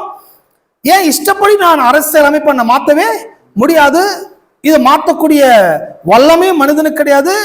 இது தேவனால் ஏற்றப்பட்ட ஒரு சாசனமாக இருக்குது. அப்ப இந்த சாசனம் என்ன சொல்றதோ அதை நான் செயல்படுத்த வேண்டும். இந்த நிபந்தனைகள் என்ன, அந்த டேர்ம்ஸ் என்ன, கண்டிஷன்ஸ் என்ன. இந்த டேர்ம்ஸ் அண்ட் கண்டிஷன்ஸ் ஒன்று பார்ப்போம். ஒரு விஷயத்தை கவனிக்கலாம். இந்த பூமியில மனுஷனை உண்டாக்கும் போது என்ன சொல்லி உண்டாக்கினார் கவனிக்கும் போது, ஆதியாகமம் 1:26 ஃபேவரட் வசனம் அது. ஆதியாகமம் 1:26, 26, 27, 28 நான் படிக்கிறேன். இந்த மனுஷனை படைக்கும் போது அவனுக்கு கொடுக்கப்பட்ட டேர்ம்ஸ் அண்ட் கண்டிஷன்ஸ் இங்க இருக்கு பாருங்க. பின்பு தேவன் நமது சாயலாகும் நமது ரூபத்தின்படி மனுஷனை உண்டாக்குவோமாக, அவர்கள் சமுத்திரத்தின் மச்சங்களையும் ஆகாயத்து பறவைகளையும் மிருக ஜீவன்களையும் பூமி அனைத்தையும் பூமியின் மேல் ஊறும் சகல பிராணிகளையும் ஆளக்கடவர்கள். இத கண்டிஷன். அவங்க ஆளக்கடவர்கள். பூமி அனைத்தையும், பூமி அனைத்தையும், அவ பூமி அனைத்தையும் நீங்க ரூல் பண்ணணும், பூமி அனைத்தையும் நீங்க ஆளுகை பண்ணணும். ஆளணும்ன்றது என்ன, கவர்ன் பண்ணும், கண்ட்ரோல் பண்ணும், மேனேஜ் பண்ணும். பூமியில உங்களை மீறி எது ஒண்ணு நடந்துடக்கூடாது அப்படிங்கிறது ஆதாமுக்கு கொடுக்கப்பட்ட டேர்ம்ஸ் அண்ட் கண்டிஷன்ஸ். இது பிறகு 27, தேவன் தம்முடைய சாயலாக மனுஷனை சிருஷ்டித்தார், அவனை தேவ சாயலாகவே சிருஷ்டித்தார், ஆணும் பெண்ணுமாக அவர்களை சிருஷ்டித்தார். ஆதாம் வேற ஏவாள் வேற நினைக்காதீங்க. ஆதாம் ஏவாள் 2 பேருமே மனிதர்கள், மனுஷர்கள். இந்த மனுஷர்கள் தேவனை போல சிருஷ்டிக்கப்பட்டவர்கள். ஆகவே இந்த டேர்ம்ஸ் அண்ட் கண்டிஷன் அவனுக்கு செல்லுபடியாக எங்களுக்கு செல்லுபடியாக நினைச்சிடக்கூடாது. இது மனிதர்களுக்காக கொடுக்கப்பட்ட டேர்ம்ஸ் அண்ட் கண்டிஷன். ஆணும் பெண்ணுமாக அவர்களை சிருஷ்டித்தார். அவங்களதான் ஆதாம் ஏவாள்னு சொல்றோம். அவர்கள் மனிதர்கள். அந்த மனிதர்கள் வெற்றி வாழ்வுக்காக கொடுக்கப்பட்ட சட்டங்கள். இந்த சட்டத்தில் கொடுக்கப்பட்ட டேர்ம்ஸ் அண்ட் கண்டிஷன்ஸ் இவைகள். அவர்கள் ஆளக்கடவர்கள். அவர்கள் ஆளக்கடவர்கள். ஆளக்கடவர்கள் அவங்க பவர்ஃபுல்லான பர்சன்ஸா இந்த உலகத்தை படைத்தார். அவர்களை தம்முடைய சாயல்படி, தம்முடைய ரூபத்தின்படி. ஏன் கடவுள் மனுஷனை அவர் சாயல், அவர் ரூபத்தின்படி, அவரை போலவே மனுஷனை ஏன் சிருஷ்டிக்கணும் அப்படின்னா, தேவன் ஆளுகிறவர், தேவன் ரூல் பண்ணுகிறவர், தேவன் அரசாளுகிறவர். அந்த அரசாட்சி கெப்பாசிட்டி, கேப்பபிலிட்டி எல்லாம் தேவனுக்கு இருக்குது. தேவனுக்கு அந்த கேப்பபிலிட்டி, கெப்பாசிட்டி இருக்குனால அவர் ரூல் பண்றாரு. இப்ப மனிதன் ரூல் பண்ணணும்னு சொன்னா அவரை போல கேப்பபிலிட்டி, பர்சனாலிட்டி, கெப்பாசிட்டி மனுஷனுக்கு உண்டாக வேண்டும். ஆமென். அப்போ உலகத்துல அவரு ஆளக்கூடிய திறமை தேவனை மாதிரி வேற யாருக்குமே கிடையாது. அப்போ தேவன் பார்த்தாரு, என்னை போலவே படைக்கிறேன், மனுஷனா என்ன மாதிரி படைக்கிறேன். ஏன் என்ன மாதிரி படைக்கிறேன்? என்ன மாதிரி படைச்சதான் அவன் என்ன மாதிரி ரூல் பண்ணுவான், என்ன மாதிரி படைச்சதான் என்ன மாதிரி அவன் ஆளுகை பண்ணுவான், என்ன மாதிரி படைச்சதான் என்ன மாதிரி அவன் கண்ட்ரோல் பண்ணுவான். நான் நான் எப்படி ஆளுகிறனோ என்னால் படைக்கப்பட்டவர்களும் அப்படி ஆளுவார்கள் என்பதுதான் கடவுளுடைய எண்ணம், கடவுளுடைய சித்தம். அவளை படைத்தார், அவர்கள் ஆளக்கடவர்கள். இதான் கண்டிஷன், ஆளக்கடவர்கள் சொல்றாரு. 28 பின்பு தேவன் அவர்களை நோக்கி, நீங்கள் பலுகி பெருகி பூமியை நிரப்பி அதை கீழ்ப்படுத்தி சமுத்திர மச்சங்கள் ஆகாயத்து பூமியில் நடமான சகல ஜீவ ஜந்துக்களையும் நீங்கள் ஆண்டு கொள்ளுங்கள் என்று சொல்லி தேவன் அவர்களை ஆசீர்வதித்தார். பார்த்தீங்களா, மனுஷனை படைக்கும் போது ஆண்டு கொள்ளுங்கள், ஆளுகை பண்ணுங்கள், பழுகுங்கள், பெருகுங்கள் என்று சொல்லி தேவன் அவர்களை ஆசீர்வதித்தார். பாருங்க, எப்பேற்பட்ட ஒரு ஸ்லாகியம், ஒரு பெரிய வல்லமை, ஒரு பெரிய மகா பெரிய பாக்கியம். இதெல்லாம் மனுஷன் இழந்து போயிட்டான். தோட்டத்துல ஆண்டு கொள்ள முடியாம, ஆளுகை பண்ண முடியாம, ஆசீர்வாதம் இல்லாம அப்படி ஒரு லைஃப்க்கு மனுஷன் போயிட்டான். ஏன் போயிட்டான்னா, ஆளக்கடவர்னு சொன்னாரு. இதான் கண்டிஷன். டேர்ம் என்ன சொல்றாரு? ஆளக்கடவர்கள் ஒரே ஒரு நிபந்தனை போறாங்க. என்ன நிபந்தனை தெரியுமா? ஆதியாகமம் 2ஆம் அதிகாரம் 8ஆம் வசனத்துல,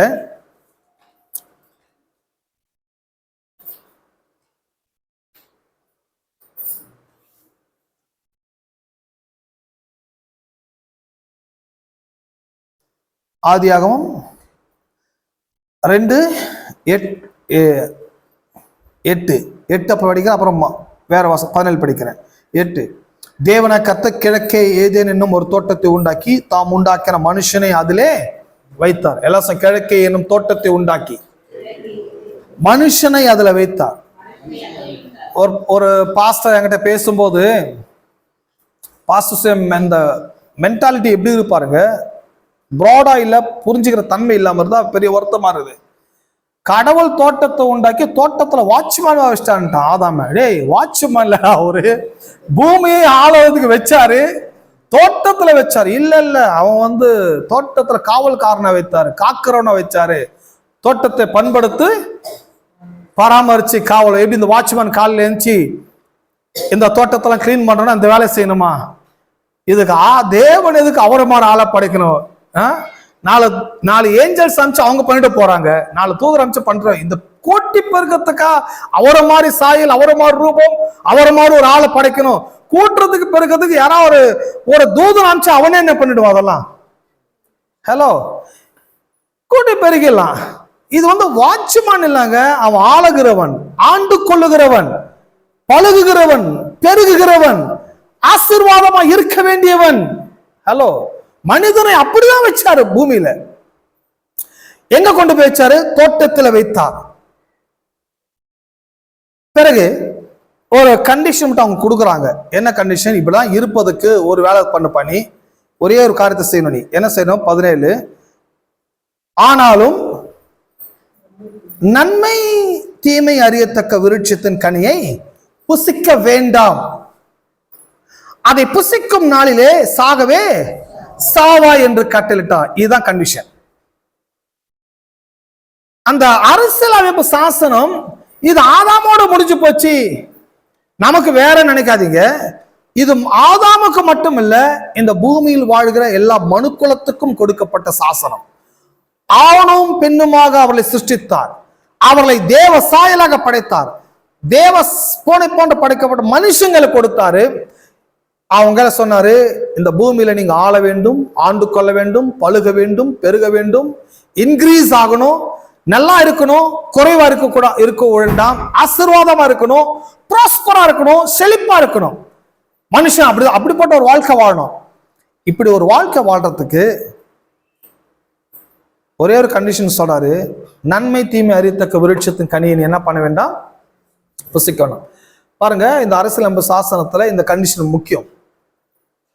அதான் ஒருத்தர் சொன்னாங்க, என்ன பிரதர், அந்த அந்த ஒரு கனியை மட்டும் அவர் வைக்காம இருந்தா எல்லாம் சரியா போயிருக்குமே. அவர் அந்த கனியை வச்சுதானே பிரச்சனை. இப்போ கடவுள் எல்லாம் படைச்சிட்டு அந்த ஒரு கனியை மட்டும், அந்த செடியை மட்டும் படைக்காம இருந்திருந்தாருன்னா மனுஷன் எடுத்திருக்க மாட்டான், சாப்பிட்டுருக்க மாட்டான், இந்த பிரச்சனை இருக்காது, உலகம் நல்லா இருந்திருக்குமே. உலகம் இன்னும் கெட்டு குட்டிச்சோரா போயிருக்கும். ஏன்னா இந்த பாதிப்பு எப்போ வரும்ன்றது சொல்றாரு கடவுள். பாதிக்கப்படுன்றதுக்காக சொல்ல, பாதிப்பு எப்போ வரும் அப்படி எப்போ வரும்னா, இந்த கனியை நீ புசிக்கும் போது அந்த பாதிப்பு வருமே தவிர, அந்த கனி இருக்கிறதுனால உனக்கு எந்த பாதிப்பும் கிடையாது. புசிச்சாதான பாதிப்பு. புசிப்புன்றது, புசிக்கிறது புசியாம இருப்பது வந்து ஓ செல்ஃப் கண்ட்ரோல் இருக்குது. உங்க செல்ஃப் கண்ட்ரோல் எப்ப நீங்க அதை லூஸ் பண்றீங்களோ, எப்ப நீங்க அந்த அரசியலமைப்பு சாசனத்தை மீற நீங்க துணிகிறீர்களோ, ட்ரெஸ்பாஸ் ஆகுறீங்களோ, அத்துமீறி நுழைகிறீர்களோ, அப்பதான் பாதிப்பு வரும். ஆமென். சில லேண்ட்ல எல்லாம் ஒரு போர்டு போடுவாங்க, இது இன்னார் இன்னாருக்கு சொந்தமானது, அத்துமீறி உள்ளே நுழைந்தால் சட்ட நடவடிக்கைகள் எடுக்கப்படும். இந்த ட்ரெஸ்பாஸ், அத்துமீறது, துணிஞ்சு உள்ள போறது. போர்டு போட்டும் ஒருத்தன் உள்ள போறான்னா இது அத்துமீறது. போர்டு போடாம போனா கூட தெரியாம வந்துட்டாங்கன்னு சொல்லி தப்பிச்சுட்டு போயிடலாம். போர்டு போட்டு நீ உள்ள போறனா இதுக்கு பேர் தான் அத்துமீறுவது. கடவுள் சொல்லிட்டாரு, மரம் இருக்குது, மரம் இருக்குன்னு உனக்கு எந்த பிரச்சனை இல்லை, ஒரு இன்ஸ்ட்ரக்ஷன் கொடுக்குது, பட் சாப்பிட்டா செத்து போயிடுவேன். சாப்பிட்டா செத்து போய் சொல்லியும் எடுத்து சாப்பிடுறான்னு அர்த்தம். இதுக்கு பேர் தான் அத்துமீறுவது, ட்ரெஸ்பாஸ். துணிஞ்சு செய்யறது, நிராகரிக்கிறது, அரசியலமைப்பு சாசனமாவது மண்ணங்கட்டி ஆகுது, கடவுளாவது யாரை தூக்கி போடுறது. இப்படி போனதனுடைய விளைவு தான் அவன் எல்லா வகையான தீமையும் அனுபவிக்க ஆரம்பித்தான். அதனுடைய பாதிப்பு தான் உலகத்தில் குறைவு, தாழ்ச்சி, பசி, யுத்தம், மரணம், நோய், கொடிய தீய வைரஸ், வியாதி கிருமிகள், இதெல்லாம் உலகத்தில் தாண்டம் ஆண்டினதுக்கான வருவதற்கான கதவை திறந்து விட்டவன் யாருன்னா ஒருத்தன் அத்துமீறி உள்ள போயிட்டான். அவனால் வந்த வினைதான் இதெல்லாம். இதை சால்வ் பண்றதுதான் இயேசு உள்ள வராரு. இயேசு சால்வ் பண்றது எப்படி வராரு? ஒருத்தன் அத்துமீறி போயிட்டான், அவனால் பாதிப்பு உண்டாயிடுச்சு. இப்ப நான் என்ன பண்ணுவேன், இந்த உலகத்தில் அந்த பாதிப்பெல்லாம் சால்வ் பண்றதுக்கு தேவனோட கவர்மெண்ட் நான் கொண்டு வரேன். அவனை மாதிரி யாரும் அத்துமீறி போயிடாதீங்க, இந்த கவர்மெண்ட்டுக்குள்ள வந்துருங்க, இந்த கவர்மெண்ட் குடிமக்களை மாறுங்க, இழந்து போன அனைத்தையும் நீங்க பெற்றுக்கொள்ள முடியும். அதை ரெக்கவரி பண்றதுக்கு என் உயிரை கூட நான் கொடுக்க ரெடி ஆயிட்டேன்னு சொல்லி இயேசு உயிரை கொடுத்து உலகத்தை மீட்டெடுத்திருக்கிறார். உலகத்தை மீட்டெடுத்து இந்த டேர்ம்ஸ் அண்ட் கண்டிஷன்ஸ் அவனுக்கு எப்படி செல்லுபடி ஆகுமோ, இது உலகத்து அனைவருக்கும் இது செல்லுபடி ஆகும். அந்த டேர்ம்ஸ். அப்போ இந்த தோட்டத்தில் இந்த நன்மை தீமை அறியத்தக்க விருட்சத்தின் கனி, இது சாப்பிட்டதோட விளைவு தான் எல்லாம் பிரச்சனை, எல்லாம் தடப்பட ஆரம்பிச்சது, எல்லாம் குறைவுபட ஆரம்பிச்சது, எல்லா தீமைகள் தாண்டமாட ஆரம்பிச்சு. பாருங்க, இந்த ரோட்ல நம்ம டிராபிக்ல போறோம், டிராபிக்ல போகும்போது சிக்னல் லைட் காமிக்குது. ஒன்னு ஆரஞ்சு நமக்கு அலாட் பண்ணுது, இன்னொன்னு ரெட் நம்மளை நிறுத்துது, இன்னொன்னு பச்சை நம்மள போக சொல்லுது. இந்த 3 அலாட் தான், வேற ஒன்றும் பெருசு அலாட்ல ஒன்றும் கிடையாது. அப்போ 3 சிக்னல் கொடுக்குறாங்க, இந்த orange, red, green. Orange alert பண்ணுது, ரெட் என்ன நிறுத்துது, 3 என்ன போக சொல்லுது. இவ பாருங்க, இந்த ரோடு 4 வகையான சாலைகள் இணையுது. போறோம், போயிட்டே இருக்கலாம், வரவன் வந்துட்டே இருக்கலாம். என்னங்க எனக்கு இந்த ரெட்டு தாங்க பிடிக்கல, எனக்கு சிக்னல்ல மற்ற லைட் எல்லாம் பிடிக்குது, எனக்கு இந்த ரெட்டு எனக்கு பிடிக்கவே இல்லை. அந்த ரெட்டு எவன் கண்டுபிடிச்சான் தெரியல. ரெட்டு மட்டும் இல்லைன்னா நான் பாட்டு என் ஜெர்னியை நான் கண்டினியூ பண்ணிட்டே இருப்பேன், நான் போயிட்டே இருப்பேன், ஒரேடியா போக வேண்டியதுதான்.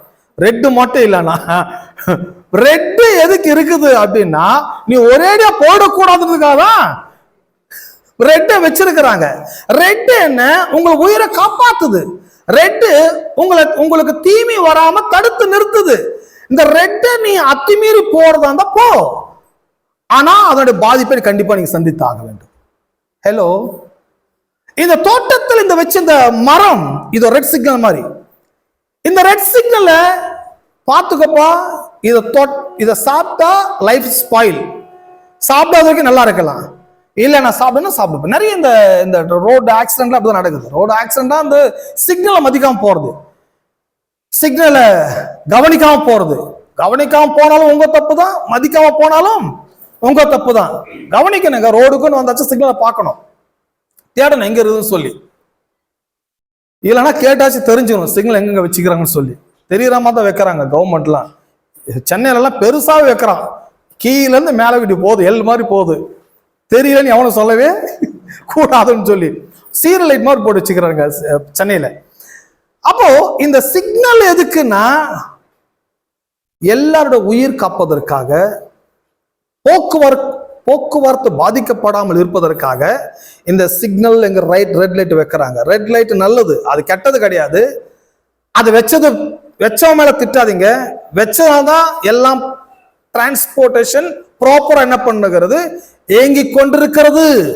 ஒருவேளை ஏதாச்சும் ஒரு ரயில் டிரைவரோ இல்ல ஒரு போக்குவரத்துல இருக்கிற ஒரு டிரைவரோ ரோடு சிக்னலை கவனிக்காம ஆக்சிடென்ட் பண்ணிட்டானா ரோடெல்லாம் டிராபிக் ஜாம் ஆயிடும். ட்ரெயின்ல எவனா சிக்னல் கவனிக்காம ஆக்சிடென்ட் பண்ணனா ட்ரெயின் எல்லாம் ஸ்டாப் ஆக ஆரம்பிக்கும். ட்ரெயின் ஸ்டாப் ஆனா என்னங்க பிரச்சனை, ஒரு நாள் ஜர்னி தானே மிஸ் ஆகும். ஜர்னி மட்டும் மிஸ் ஆகாதுங்க, அந்த ட்ரெயின் ட்ராக்ல சம் மெடிசன்ஸ் சில இடங்களுக்கு டிரான்ஸ்போர்டேஷன் ஆகுது, மருந்துகள் டிரான்ஸ்போர்டேஷன் ஆகுது, தானியங்கள் டிரான்ஸ்போர்டேஷன் ஆகுது. இன்னும் சொல்ல போனா சில ராணுவ வீரர்கள் அவங்க பணிக்காக அங்க போக ஆரம்பிக்கிறாங்க. அரிசி, பருப்பு, மருந்து, பல காரியங்கள் ஒரு இடத்துல இருந்து இன்னொரு இடத்துக்கு போறதுக்கு டிரான்ஸ்போர்டேஷன் யூஸ் பண்றாங்க. இதுல ஒருத்தம் பண்ற கோளாறால எல்லாருக்கும் தடைபட ஆரம்பிக்குது. ஹலோ, விளங்குதா நான் பேசுறது? இதுதான் நடக்குது. ஏதெனில அந்த விருட்சத்தின் கனி எதுக்குன்னா உலகத்துல யாருக்கு எந்த தடையும் வந்துடக்கூடாது. நீ ரொம்ப முக்கியமான ஆதாம், நீ இதை பார்த்துக்கோ, இதை கவனிச்சுக்கோ, இதை சாப்பிடாத. நீ பண்ற பிரச்சனை எல்லாருக்கும் பாதிப்பு ஏற்படுறது, சாகவே சாவாய், மரணம் வந்துடும். சோ இவனுடைய மிஸ்டேக்ஸால தான் பாருங்க உலகமே டிராபிக் ஜாம் ஆயிடுச்சு, உலகமே ஸ்தம்பித்து போய்விட்டது. உலகம் முழுவதும் பொருளாதார பற்றாக்குறை, உலகம் முழுவதும் நிம்மதி இல்லாத வாழ்க்கை, உலகம் முழுவதும் தடைகள், பிரச்சனைகள், யுத்தங்கள், கலவரங்கள் எல்லாம் நடக்குது. பிரச்சனை என்னன்னா ஒருத்தன் ஏதோ மிஸ்டேக்ஸ் பண்ணிட்டான். இது டெக்னிக்கல் எரர் இல்ல, இது ஹியூமன் எரர், மனிதனால் செய்யப்பட்ட ஒரு கோளாறு. இந்த மனித கோளாறால முழு மனுக்குலத்துக்கு வர வேண்டிய ஆசீர்வாதங்கள் தடைப்பட்டு விட்டது. இந்த மனிதனால் ஏற்பட்ட கோளாறை சரி செய்வதற்காக தான் மனிதனாக இயேசு உலகத்துக்கு வராரு. மனிதனாக இயேசு உலகத்துக்கு வந்து அந்த ஹியூமன் எரரை கரெக்ட் பண்றாரு, மனிதனுடைய கோளாறை தீர்க்கிறாரு, மனிதன் செய்த கோளாறுக்கு வேண்டிய தண்டனையை செலுத்துறாரு, உலகத்தை மீட்டெடுக்கிறாரு. மீட்டெடுக்கப்பட்ட உலகத்துக்கு சாசனத்தையும் எழுதி கொடுக்கிறாங்க. இந்த சாசனத்தின்படி நடங்க, இந்த சாசனம் சொல்றதை செய்யுங்க, இந்த டேர்ம்ஸ் அண்ட் கண்டிஷன்ஸ் ஃபாலோ பண்ணுங்க. ஆதாம் மிஸ் பண்ணாம நீங்க மிஸ் பண்றாதீங்க. ஏமே நேரம் இல்லை, இன்னொரு 5 நிமிஷம் சொல்லி முடிச்சிடறேன்.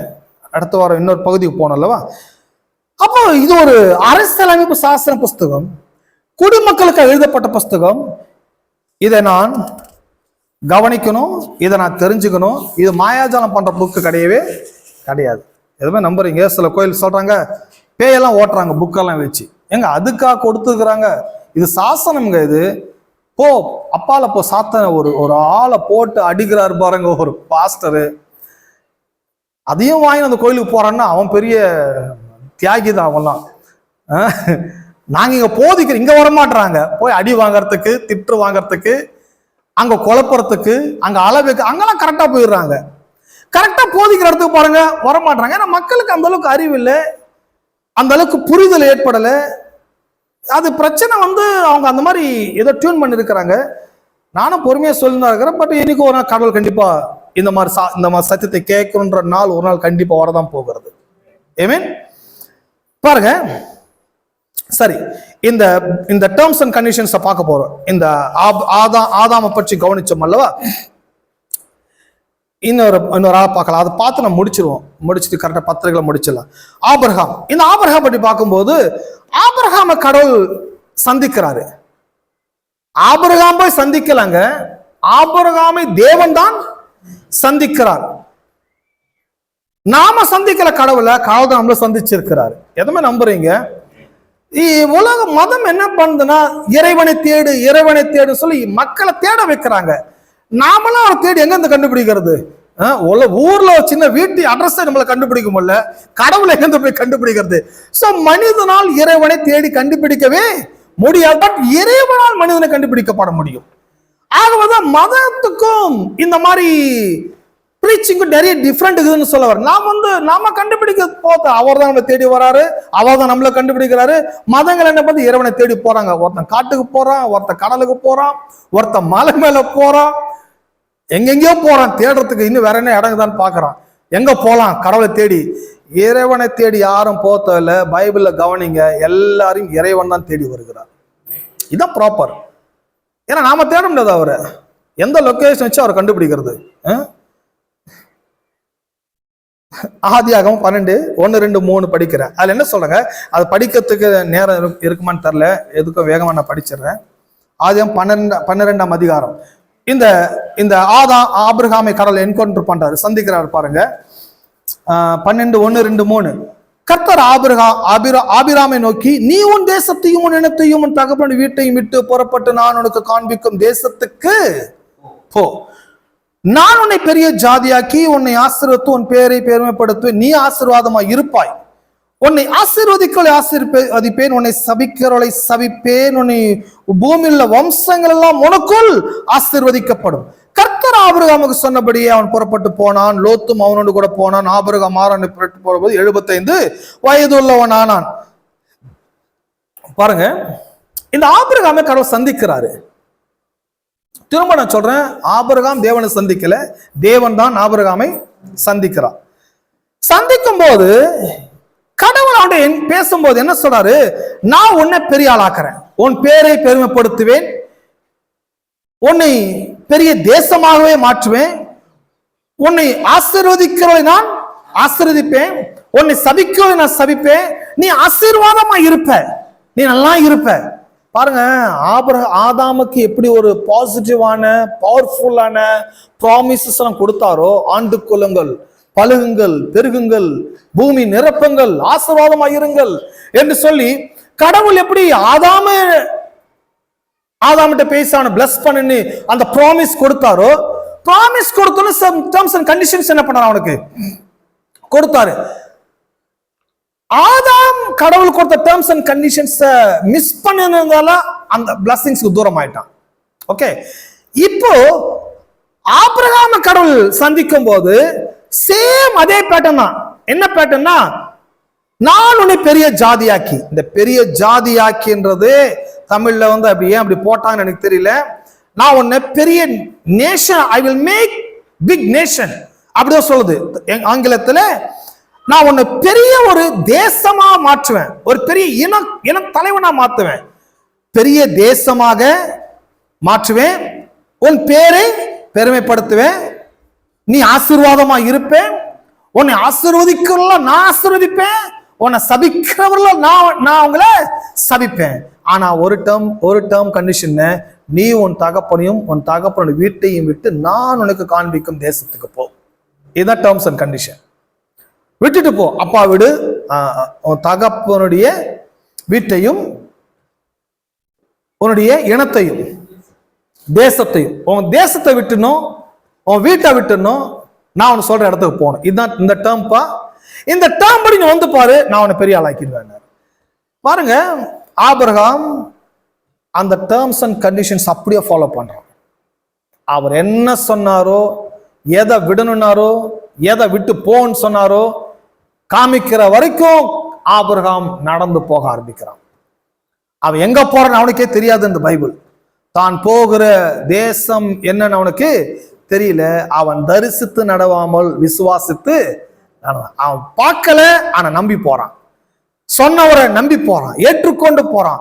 கடவுள் பார்க்கிறாரு, இந்த டேர்ம் கண்டிஷன்ஸ் இப்படி ஃபாலோ பண்றியே, உன்னை நான் விட போறதுன்னு சொல்லி கடவுள் பாருங்க அவனை பிளஸ் பண்ண ஆரம்பிக்கிறார். ஆகவேதான் பாருங்க, இந்த ஈஸ்டர்ன் சைடு இருக்கிற இந்த மேற்கத்திய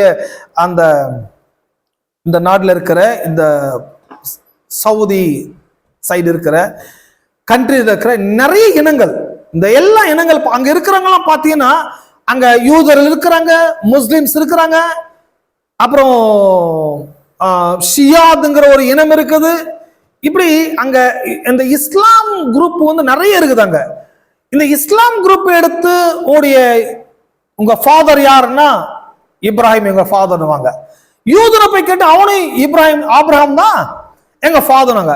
ஷியாத் முஸ்லிமை கேட்டு அவனும் இப்ராஹிம் தான் சொல்லுவான். எல்லாருமே ஆபிரகாமுடைய மக்கள் தான். அங்க இருக்கிற முஸ்லிம்ஸ், யூதர்கள், அங்க இருக்கிற டெரரிஸ்ட் எல்லாருமே யாருடைய பிள்ளைகள் தான்? ஆபிரகாம் பிள்ளைகள் தான். ஆனா இவ்வளவு இப்படி ஏன் இப்படி தீவிரவாதம் மாட்டீங்க, ஏன் இப்படி மதவாதியை மாட்டீங்கன்னா கோளாறு தான். ஏதோ பிரச்சனை பண்ணிட்டு எல்லாரும் ஆளாளுக்கு பிரிஞ்சு போயிட்டு விதவிதமான குரூப்பா மாட்டாங்க. பட் எல்லாருக்கும் ஃபாதர் வந்து ஆபிரகாம் தான். நல்லா கவனிங்க, ஆபிரகாம கடவுள் சொல்லிட்டாரு. அப்படியே போறான். அந்த 15